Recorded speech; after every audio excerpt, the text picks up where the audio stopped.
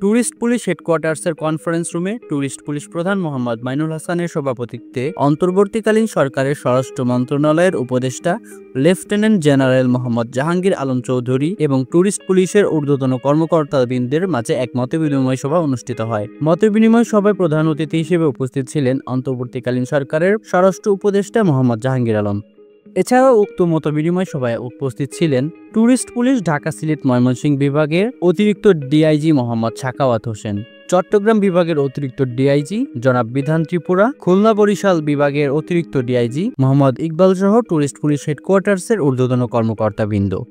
এছাড়াও ট্যুরিস্ট পুলিশের সকল রিজিয়নের পুলিশ সুপারগণ উক্ত মতবিনিময় সভায় ভার্চুয়ালি যুক্ত ছিলেন। মতবিনিময় সভায় মাননীয় স্বরাষ্ট্র উপদেষ্টা বাংলাদেশের পর্যটন শিল্পের প্রসার ও বিকাশে ট্যুরিস্ট পুলিশের ভূমিকার উপর গুরুত্ব আরোপ করেন। এছাড়াও তিনি ট্যুরিস্ট পুলিশের সদস্যদের অধিকতর পেশাদারিত্বের সাথে দায়িত্ব পালনের নির্দেশ প্রদান করেন।